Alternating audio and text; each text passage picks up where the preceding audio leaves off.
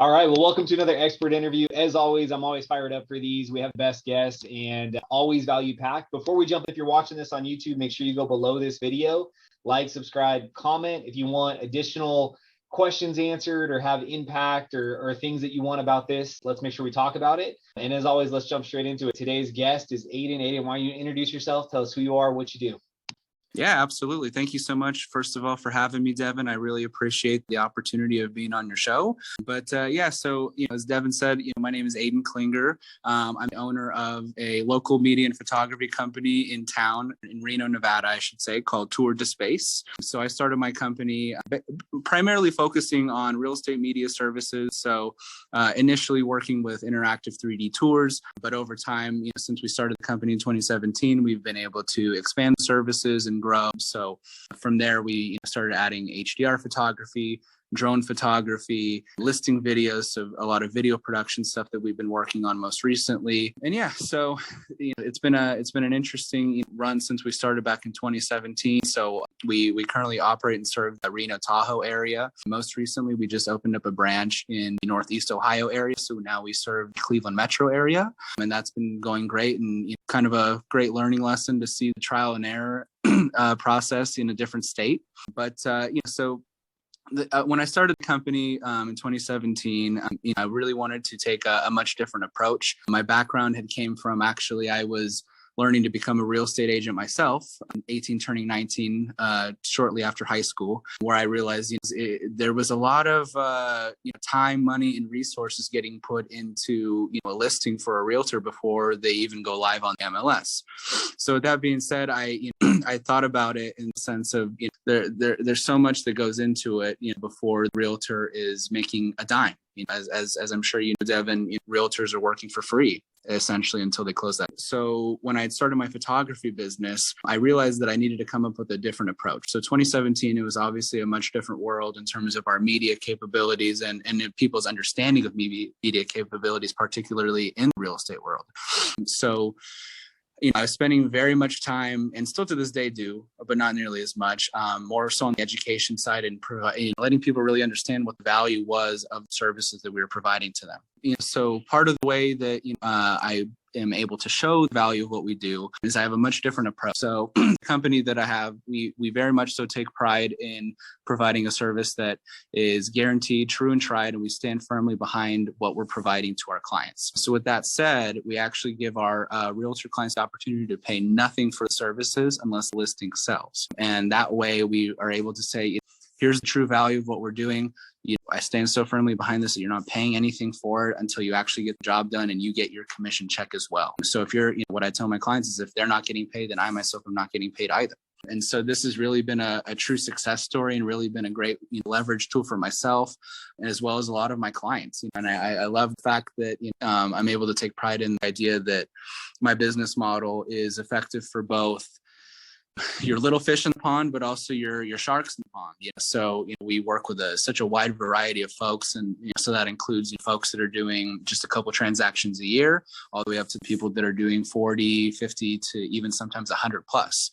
And so that's something that I very much so take pride in. And I like to think that I've really reimagined real estate media and photography world in that sense, because I think so many of our clients, until they had met us and started working with us, they had always looked at photography as kind of just one of those ancillary products that you do for your higher end luxury home, something of that caliber. Whereas we've really been able to show people and appeal to folks that are working on even stuff that's a fix and flip quality, but yet at the same time we're also doing consistent work on million plus market too. So it's been really cool to kind of see that. And then, like I said, being introduced to a whole new world of real estate in Ohio, it's been definitely a challenge, but we've had so far lots of success over there too. But just definitely more above all, a lot of learning lessons.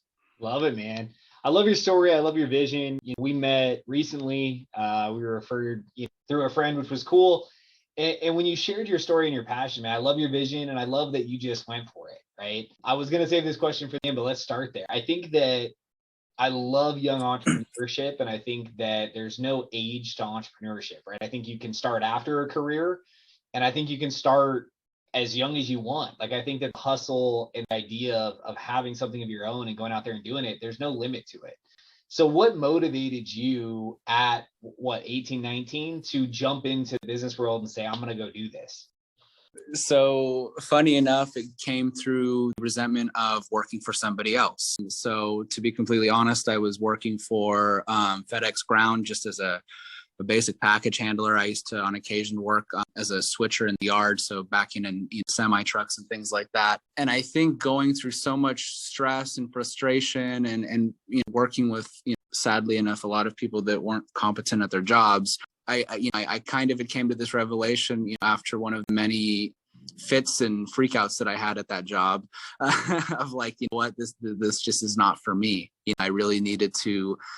That day, I kind of rewired my thinking and said, I have to figure something out, and I have to create something of my own, and I have to build my own dreams. And I think, so obviously it wasn't like when I started my business, it wasn't this overnight transition of like, I've got to leave I'm leaving my job and I'm starting this business and all this money is going to start coming in. Actually, the opposite. It was a very slow transition at first. So first year and a half of starting and operating my business, I was balancing trying to be a college student part-time, plus working at FedEx at the sunrise shift, and trying to operate a business in early afternoons, late evenings, many late nights. And I think seeing the quick overall feedback that I was getting, which was almost always very, very positive of what I was doing with my business, I think that really kind of gave me the spark to really keep it going. Because I think essentially I just wanted to get out. I just wanted to leave as soon as I possibly could so I could start devoting my undivided attention towards my business. I think I quickly saw that there was a future in it, and this was something real and not going away. And so I really, I think once I saw that little bit of success and good feedback, that's really when I turned up a notch, and that's what gave me the confidence to end up leaving my regular day job. I love that, man. I love that you share that story too, because those of you who are listening, if maybe you're in that decision mode right now, right, where you're in a situation where you're like, maybe I want to jump out and do something I'm passionate about, or at least something I can control. I love, Aden, that you shared you were doing it all, right? And in most cases, like, you don't just go all in, right? Like, you still have to pay bills, you still have to have some consistency, and it gives you a chance to kind of build that side hustle until it's your main hustle. Mine was opposite. I jumped all in, and like, come hell or high water, it was going to work. And thank God it did, because that could have hurt. But I love that you share that. And I thank you for sharing that. Was anyone in your family, are they entrepreneurs? Yeah. So I'm very thankful that I have, my father, who's truthfully, he's never worked for anybody in his life. He's always been his own man, and he's always been self-employed and an entrepreneur, and he's been involved in many different businesses as partners and also as a sole proprietor. And I think having a conversation with him, more particularly after a bad day at work at FedEx, he had asked me, he said, how is it going over there? And I said, honestly, Dad, I'm so over it. I can't do this anymore. And he was really the one that kind of shifted my thinking into it as well. I'm also very blessed to have somebody who I consider like a second father of mine, and he's very much so my mentor and very much so involved in my life, not in just a business level, but a personal level too. And I think he was also really one of the first people in my life to really give me full confidence and reassurance that I was capable of doing something like that. I think I'd always spent a lot of time really discrediting myself, or being just kind of in a I'm going to settle mindset, where whereas I finally had somebody in my life telling me, no, this is you're capable of so much more. So I'm very thankful that I have two very positive male role models that I can seek advice for, not just in the business world, but in just in life in general. But because I think I always leave those conversations with more in my mind than in a positive manner than I did before. And I think hearing from them always gives me great insight. I love it. And I think that's testament to like impact that you can have on other people in the future, right? And people that you touch, because maybe you can be that inspiration for someone else, right? And I love that about, I was inspired, and I have to make sure I'm inspiring others. Hence why we do these, right? Because I want to create content and let people, hey, maybe you came from a family where there was an entrepreneurship, or maybe you don't have mentors available to you in that sector. It's okay. Like, we give you permission to have confidence in yourself to jump and to do something awesome for you. And just know that, to your testament of your dad, right? that was a generational decision because he was able to inspire you, right? And that's the impact that, being a younger entrepreneur, that's the impact we can have with our kids in the future. And that's something that may not be top of mind today, but I want people to hear that. Like, I want you guys to understand that you could be inspiring people around you by actions you're taking, just like Aden was inspired. So I love that, man. I'm glad that you are where you are. So let's talk about photography and video, right? You're doing it for real estate. So let's talk there for a second. I know you do everything else, but let's stay in the real estate world. Like, it seems dumb that I have to ask this, but like, why does a house need photography and videography? Like, what's the sales pitch? So obviously, it's no secret that in today's world in 2021, we're in a very much so a seller's market. It's very hot, almost too hot. I'm sure many of my realtor clients would agree. So with that said, on a more balanced market, generally speaking, the services more than anything are for first impression presentation of a particular list. So obviously this means that when you're looking through, when a prospective buyer is looking through the MLS or any of those platforms that are synced to the MLS, so Realtor.com or Zillow, almost always that's going to be their first impression of a listing. It's very few and far between where people are driving up and down streets and looking for sale signs. So with that being said, your media service or your media content on that listing needs to be in tip-top shape to make yourself stand out from your listing next to the house that's people that are listing their house that's 5 houses down in the same exact floor plan. You need to have something that gives you the upper advantage, right? So more or less on a balanced market, that's a true testament. In luxury market, that's also something that. There you go. Sorry about that. I'm gonna put on do not disturb. Oh, okay. Can you hear me? Sorry about that. No, you're good. So anyways, I was saying that in luxury market, right? I usually like to tell my clients that more content is always going to be king. So especially on these bigger luxury properties, high square footage, large parcel, many of the people that you're trying to attract in terms of prospective buyers are going to be from out of state, from out of town, more especially here in our local market here in Reno. We have so many people coming from out of state. So you need to have as much content as possible to be able to use as reference of like, this is this listing, and there should be no kind of gray areas of what to expect if you were to come look at this house in person, right? And then right now, this is probably the most accurate in terms of what we're dealing with in this seller's market, and something that I've really tried to harp on this year is that so in this current time right now, most realtors there's a lot of folks who are still to this day taking photos with their cell phone, or even not taking photos. They might snap a single photo of in front of the house and call it good. And they still say, you know what, I'm still going to get a few offers on this house no matter what. But what I tell those folks is that they're just simply missing the point. They have to realize that consistency in their marketing and their portfolio and a representation of their brand has got to be consistent from start to finish, right? It cannot be contingent just on whether the market's doing strong or it's weak, or we have lots of inventory or no inventory at all, right?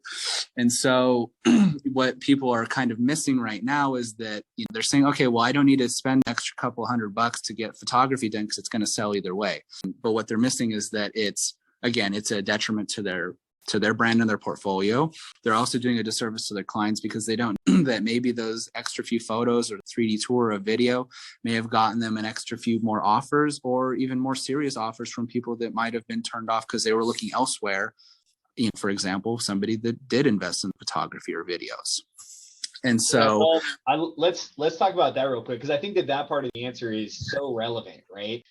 I think that often, right, when things are going great, we just assume it's going to go great, but we know that it comes and goes, right? And in real estate, it's true as time that it's going to dip, right? Or it's going to go from buyer to seller, and then everyone's got an advantage. But I love that you talk about that, because for realtors and people in the real estate industry that are listening to this, how you accept a listing, market a listing, and do all that is part of your brand. And Aden, I'm glad that you mentioned that, man, because I think that to me is number one. Like, if I am trying to choose a realtor to work with and I see like, hey, here's the houses they have listed, and all of those houses are like really well listed, great descriptions, great visuals, I have confidence in that realtor, right? Before we even have a conversation. So I love that you said that. And I think that that's something I want people to hear, right? Be consistent, right? And make sure that you have partners aligned with you who in Aiden's case, and we'll talk about this right now, like are doing things that are a little different because yeah, everybody's got a phone, right? Like we can go take photos, but do you understand how to take the right photos, right? And let's talk 3D tours. So why are 3D tours kind of another level of value? Like what's the value there?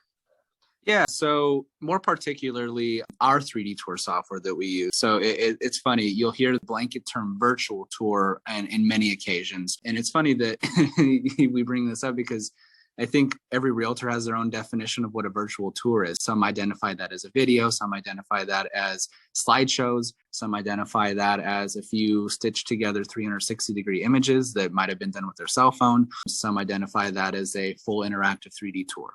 So when I think of a virtual tour, I associate that with a Matterport 3D tour, which is an interactive tour of home or a space. So that can be used for residential, commercial, even businesses, of course. So with that being said, so 3D tour software that we use is powered by a software called Matterport. It's from Canada. And basically what that is it generates the floor plan of the space. So it allows the viewer to immerse themselves into the property in a 3D walkthrough view. So that means they have a full up, down, left, right, 360-degree ability to navigate themselves around in and out of rooms, up and down stairs, in and out of house or the space, if you will. They have the ability of seeing space in a traditional floor plan view. They also have the view, which is probably my favorite and most of my clients' favorites, which is the dollhouse view. And what the dollhouse view is essentially all the dynamics of the space that we capture for you, just with the roof. So that way you see literally every single nook and cranny of this space in one site. Additionally, too, on our software that we're using, users also have the ability to measure individual rooms, so length and width of a room, as well as individual items in that room, too, which has been very much so effective with the last year and a half with navigating through the real estate market during COVID. And just generally speaking, like we had mentioned, where so many of our incoming buyers for Reno or the Northern Nevada market are coming from out of state. So I couldn't tell you how many times I've had people tell, or some of my realtor clients come back to me and say, look, I had somebody make a full offer on this house without them even looking at it in person, just because they already took the tour, they saw photos, maybe we did some drone pictures, so they already know what the surroundings are. So we don't need to go look at this house already. We know exactly what to expect because the tour and the photos and everything, all the content that we put together for them left no gray areas at all. Love that. And so very much so an effective tool. Well, I love that you talk about COVID, right? Because when you can't actually get on site, right, and it was limiting our ability to be present, it's great that you have a way to do that. And one thing I want to call out, we were looking through some of your portfolio. Why don't you talk to us about call outs that you can use in your software as well? I think the one we were looking at was an apartment that was kind of showing us layout of their units, but you can do call outs. Why don't you let people know what that is and that might be beneficial? Yeah, no doubt. So there's a very effective tool that you can use on Matterport tours called Matter Tags. What those basically are is it's an interactive marking or tagging that you can incorporate into any of the tours and any object or item in that space that we captured. So what you're referring to, for example, was an apartment complex that we had been working with over in Sacramento area. And so it was a really beautiful, brand new complex. They had all these really nice smart features. Problem is that normal folks like you and I don't necessarily know how to use those when first time we walk into a space. So what they had did was they had provided me with basically a link on a setup and a tutorial on how to set everything up and get it synced with your smart devices and whatever, or be able to connect your phone to Bluetooth speakers that had surround sound. And it was a really powerful tool. Another great example of that was we had did a project with the University of Nevada, Reno, and we had teamed up with their arts department. So they basically during COVID, they were keeping all of their art galleries closed to just students who were working on these art galleries. So what they had asked us to do was to create basically a virtual gallery for their graduate students. So we were able to obviously scan and do the 3D tour of each gallery that they were working on. And each individual piece of art, they provided us a digital copy along with the description, the artist credits, the artist statements. And we were just simply able to just incorporate those with Matter Tags. And that way everybody was able to see a full resolution version of that piece of art while navigating themselves around that space as if they were actually in there physically. So it's especially during COVID, and or even just portraying certain various unique features to a space or a business or a home. It's been a very, very powerful tool for us. Love that. And I love that you walked me through that when you were here, because one of the projects we're working on, that makes sense. And I think that if you think through the business experience, right, if I'm trying to lease an apartment, it'd be nice for people to see the floor plan and understand the benefits that make my apartment different than the one down the street. And in a business standpoint, it's nice to be able to say, like, hey, here's what it's like when you come to our business, whether it's retail, whether it's a restaurant, whether it's somewhere that's service driven and clients want to understand kind of feel. All of those are valuable visual reasons that you need it. If you have a Google listing and you can put up great photography, you should. So I love what you're doing, man. I'm excited for the software, how much you dove in. One thing I think was interesting, right, is you in order to do this, right, you must have like a photography degree and you must know everything about photos, right?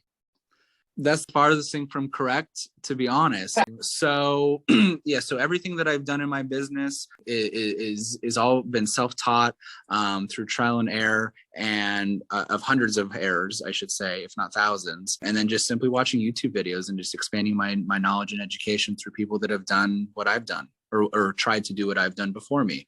And that's something that I very much so take pride in too, because not only does that translate into me, but that also translate into the rest of my work, my team as well. So by no means are any of my team members experts or quote professionals or have degrees in any of the fields that they work in. We're all just very motivated young individuals that have a passion for the field that we're working in, and just want and need to improve and get better every single day. So it's really cool to see that. I like to call ourselves a ragtag team, because you see us and we're all mid-20s young people, and again, by no means experts or have any background in the media photography world prior to doing that. And we've all just been able to kind of combine forces and come up with some pretty beautiful and awesome content. And so everything that I've ever learned through my trials and errors and videos that I've watched is exactly what I transfer over and train my guys with. What's unique too is that they also teach me many things as well. I'm always open to obviously never staying complacent and plateauing with our quality of work. We're always constantly in a need to improve. And so there's many occasions where I'm learning from my guys, because they have the drive to go out and figure things out on their own on many occasions too. And if it's a good enough idea and it's effective, then many times I've taken things that I've learned from my people that we've incorporated into the business. I love that, man. And I set you up. I had to ask the question that way, but I want people to hear that. Like, I want people to understand, like, I think so often when we look at making a career pivot or making a business launch, we spend so much time planning and trying to be perfect that we never start. And I think that the best thing that I see in entrepreneurship is you got to just go, right? Like, just get in it, because to your point, once you're in it and you're in the room and you're taking photos, you start to figure out, like, didn't have enough batteries, need a different tripod, need this, need that. You don't just get out there and do it. And you're going to start getting to the point where your product quality is amazing. And then to your point, if you're hustling and grinding and learning, you're a student in the game, and so is your team, and you've attracted that. So I think there's a lot of lessons for people to hear there, again, where you have a successful business and you didn't necessarily come into it with this huge portfolio of knowledge. Like, you came into it with hunger to do something awesome and just figure it out. Yeah, no, absolutely. I completely agree. And but I think at the same time, I have an endless gratitude that I was able to find something that I very much so have a passion for, and that I genuinely enjoy going to work to do every single day, because I think that was very much so by chance and by luck. Because I don't think that everybody has that same ability to say, yeah, I figured out what I love to do at 19 years old. A lot of people have to go through that trial and error and figuring out if this is the right fit for them. I was very fortunate to find something that I enjoyed, knew nothing about it, but just had the desire to learn and to improve at it. And that's what brought me here today. I love it, man. So let's talk about being a young entrepreneur. I started young as well. And I think it's important. I think that, When I talk to college classes and high school classes and I'm working with young entrepreneurs, I think there are some hurdles as a young entrepreneur you face. This when we met, what are a couple things that you've had to deal with being younger in a room full of people who are not your age? Like what do you have to deal with? Above all, what I had to deal with was with myself. And by that, I mean that, I think I spent so much time feeling insecure and just like almost not worthy to be at the table with these folks. And I was just so worried and concerned of what these people would say about me and about my work. And and that was really something that I had to resist against. And it took me a long, long time. And still to this day, I'm kind of navigating and learning. Because still to this day, and probably for the next decade, I'm almost always one of the youngest, if not the youngest person in the room by many, many years, typically 2, 3. And that's just the world of business, and more particularly in the real estate world too. And so I think I really just had to learn how to give myself more self-love, give myself more credit for the business that I was building. I think I do a lot of, I spend too much time discrediting myself or almost downplaying myself. And that's something that I've very much so tried to work on and improve in my recent years, especially this year. But yeah, I think above all, the biggest obstacle was myself, is just telling myself I wasn't capable or competent enough to have a spot at this table. And I think the way I grew out of that was really just forcing myself to be more social and to be more outgoing, to to throw myself into more networking type of opportunities. Even when this person will never be my client ever. And then that's more than okay. It gives me practice. It gives me the opportunity to hone my skills and get more comfortable with my pitch, even if it's, like I said, not somebody that's ever I'm going to make a dime off of. And I think having that mindset of just forcing myself to be more outgoing, it's really strengthened my ability to make really quality relationships that are beyond my business. I'm very proud to say that a lot of my clients, all of whom are much, much older than I am, are people that I consider friends now, people that I would be more than happy and have zero hesitation to go have a drink with, or we go get lunch on very, very regular occasions. And I love being able to do that. And again, I think the biggest thing that was stopping me from doing that be just myself and my insecurities. I love that, man. I love that you share that. And again, I applaud you for being open, and I thank you for being open, right? Because I think that's where we create valuable content that people need to hear, right? As a young entrepreneur, I 100% dealt with that. Right? When you go sit in a room full of professionals, for some reason, there's just this mental block of like, am I worthy, right? Like, am I worthy of being in this room? And what I found, and I think you're proving it, right, is the only way that I found that I like could justify to myself to be in the room was to just crush it, right? Like, only way I could justify it was like, well, I can't justify it because I'm 10 years older than I am, right? I can't justify it because I have like this resume, right? I have to just go out there and crush it. Like, I have to do awesome work, and I got to do a lot of it because I want people to understand, like, look, you're not going to believe me if I tell you, so let me just show you, right? Sure, and I see that in you, right? Because your portfolio and the amount of properties you're working on show that. It shows like, look, I'm here, I'm hustling, I'm doing good work, I'm proud of it. And it starts to build that confidence, right? We're now a decade from now, you can look back and then all of a sudden it's like, look, my success is in, look, we've done 10,000 properties, right? But sure. when you're starting, guys, like, that's not reality. Reality is you got to have that self-talk where you're saying like, I am worthy, I am good, I'm passionate, and yeah, you know what? I am going to fail. You know what? You talked about that. I'm going to fail. I am going to mess up 100, 1,000 times. But what's going to happen is I'm going to learn, I'm going to adjust, I'm going to keep going. So, Aden, man, I appreciate that, man. I applaud you for the journey you're on. Let's talk about one big lesson you've learned. So other than that self-love, kind of worthiness, like, what's one big takeaway you've had so far in your journey you want others to hear?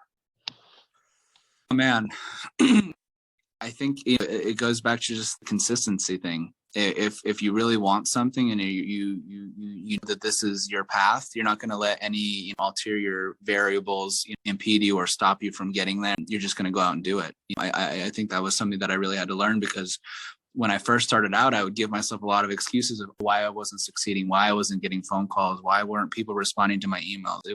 But then I realized it was like, you need to readjust your approach. Stop blaming other people. You're not going to let your age or I'm not going to let my age or my inexperience or my my lack of confidence in myself or my business stopped me from what I want to do. I realized that this, fortunately, I realized very quickly that this is what I enjoyed and this is what I wanted to do for the long term. And I think that's what helped me double down on that.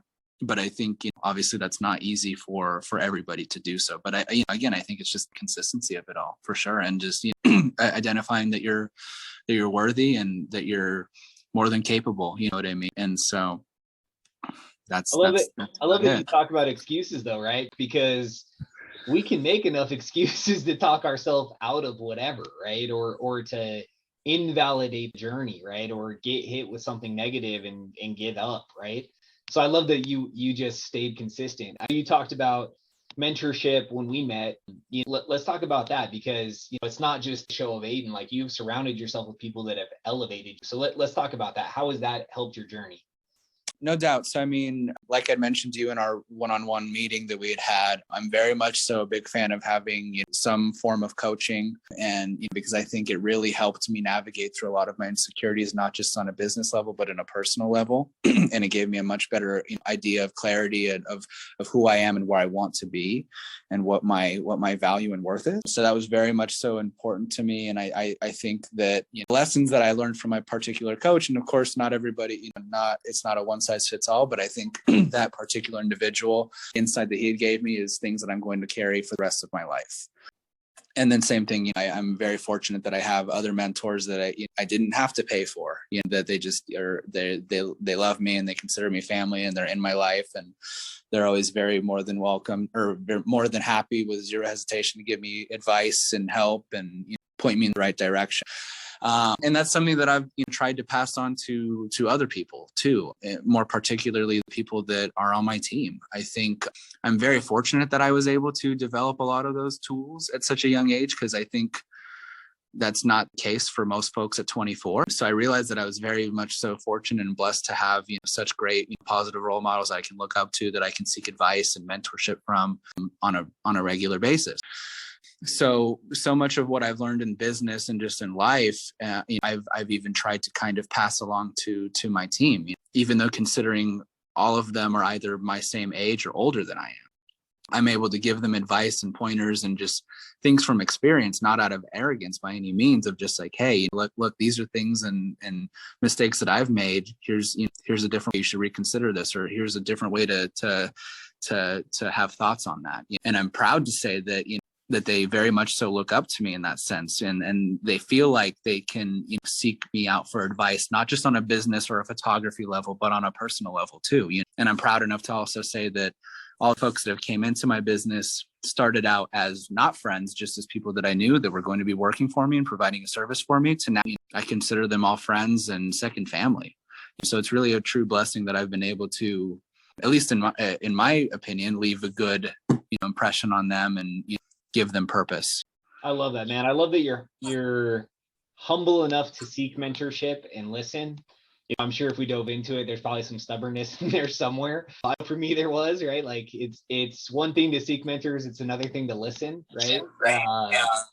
But I just love your journey, man. I love that people can hear it, right? I think that it's inspiring. I think that people can understand, like, there are ways to move forward. I've never seen someone do it by themselves.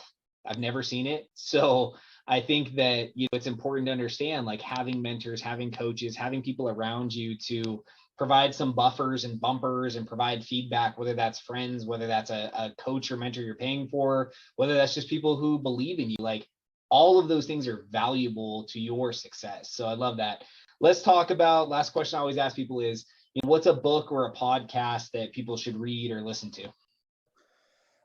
So I'm trying to think of the particular name of the book, and I wish I had it in front of me, but there's a really good book written by former Navy SEAL Jocko Willink and one of his partners, Leif Babin. And the premise of the book is basically just, explaining and delving into some of very stressful environments that they had been in, that they had witnessed during their time in Iraq on their tours in the early 2000s, and just kind of them delving into how they used it as kind of a mental game and how they were able to navigate through these stressful situations just by falling back on those fundamentals that they'd always just kind of drilled into their brain repetitively as leaders in the military, and how a lot of those same values and ideals, though you're not not as intense, you're not getting bullets fired at your head or anything like that, but metaphorically speaking, you could be, and you just kind of have to know how to navigate those rough waters. And I've that was actually given to me on my birthday by my editor, who is a part of my team, and I was very much so thankful for that, and that he had considered giving me a book on leadership. Love it, man. Well, good. We'll track down that, guys, and we'll put that link below for that video. We'll get the title of that. So I appreciate that, man. I appreciate your time. You're busy. You're hustling. You're doing awesome stuff. It's been great getting to know you so far. This is just the beginning of a long journey. What else? What's the best way for people to connect with you? How should they reach out to you? Is your website? Are there social platforms? Like, where should people reach out to you? Yeah, no, absolutely. So my phone is always available at all hours of the day. So you can reach me. My personal line or our business line is at 775-354-7681. You can also shoot me an email, or you can always check out our website and inquire through there. We're also very active on our social media pages. So our Facebook and our Instagram is always very active, and we're always posting about new projects and just things going on at the office and events that we've been involved in. So you can reach out and connect with us through social media as well at TourDSpace. And and that's about it. Awesome, man. Well, I'll put all those links below. Again, I appreciate you being open and honest and transparent and sharing your time with us and creating some valuable content, man. I appreciate you. Yeah, absolutely. Thanks so much for the love and opportunity of being on your show. I really appreciated it.